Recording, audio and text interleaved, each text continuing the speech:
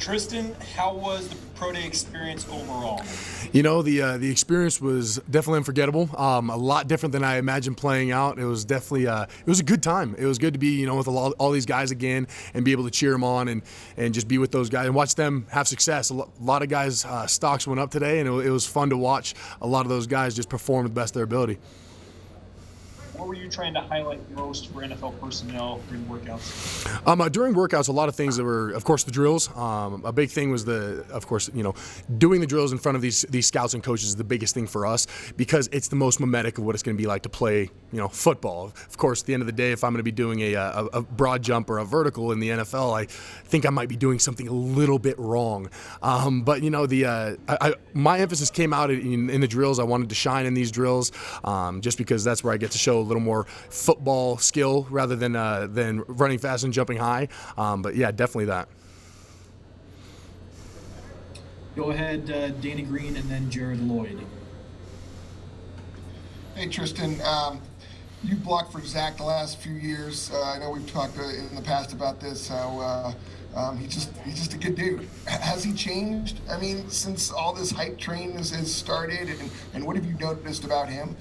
Maybe from his freshman year to where he is now. How has he changed the most? The biggest thing I've noticed is he hasn't let the hype train get to his head. That kid's he's professional. He's all business. He came here to work. He's not here to have an entourage, to have all that success that's going to happen to him go to his head. He doesn't let that change him, which I respect big time out of him because a lot of guys in that position would let it. But that's one thing is he's very mature. That's one thing I think, seeing him as a freshman grow up to now is definitely he's matured so much as both a player and as a man. And just seeing where he is right now, all the success he's going to have, he deserves and coming his way. You haven't had to humble him a little bit? You know what? He only had one slip up, but the O-line was like, no, chill out. So, but no, he's very, very humble man because, who could say if I was in his position what it would be like? But I am very proud of the guy. Tristen, how much did it mean to you guys to have all the attention? Because Zach brought a lot of attention because of where he's projected and coaches, GMs, a lot of different figures there, the TV networks, of course. How much did that mean to you guys to have that type of attention at Pro Day and hope to catch some eyes yourselves? It's really big, knowing that all the eyes are going to be on us because, Zach that's very fortunate of us to have a quarterback of his skill set to bring these eyes in on us. It helps benefit a lot of us. Like I heard Kyra say, it benefits a lot of guys that may not have had those eyes to begin with. And I'm really happy that it brought it in because any exposure is good exposure. Whatever costs. So I'm definitely glad it happened. And who had the best post-BYU beard? Yours is pretty good. I just wondered who you give the award. You know what? Kyrus's is pretty full. It's pretty thick, pretty full. I think he took the cake on this one.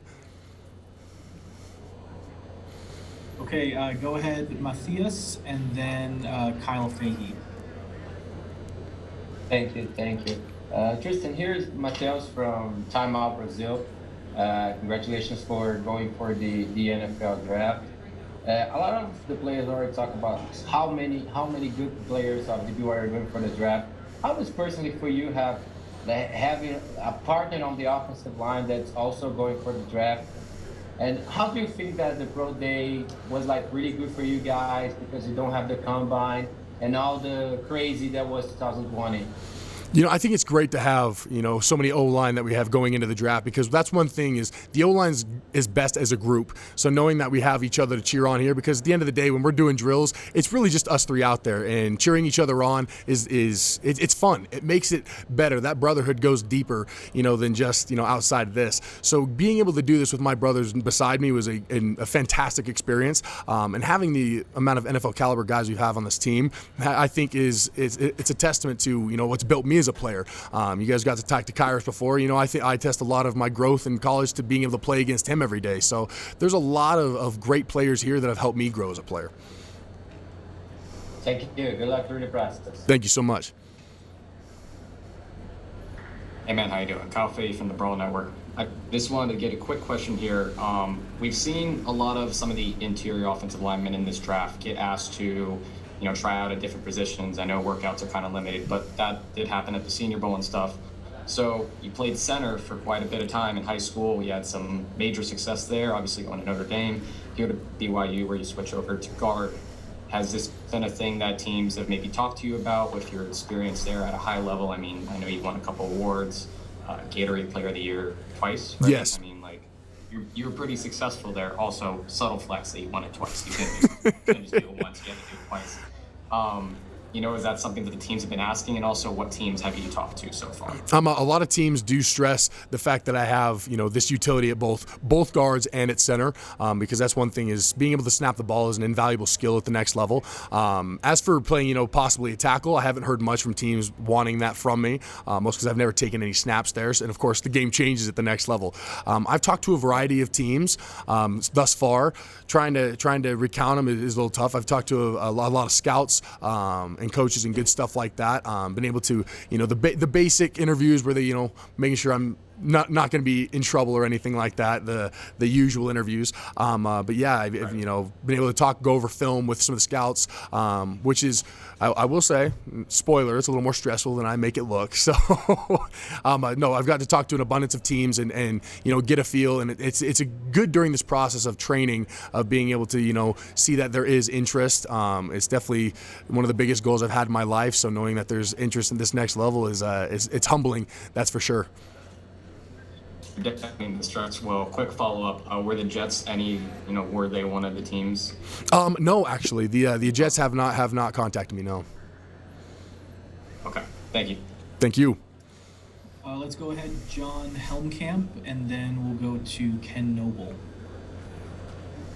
Hey, John Helmkamp, Deadspin. How you doing today? Doing great, and yourself?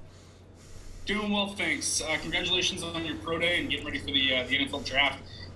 Being able to spend this time, with Zach and be able to block in front of him and things like that. I was just wondering, when did you kind of see the top level, ability in him that has everybody so excited coming into the draft, with him looking like a presumptive top pick going forward? Did you see that earlier? Was there kind of like a switch in his play at some point where you saw him kind of take a leap? So definitely, last year, of course, now it's 2 years ago, back in 2019 when he was getting that abundant playing time, I saw, the player that he was going to be. He was definitely showing those glimpses of greatness. And of course, this last year, it really just turned on.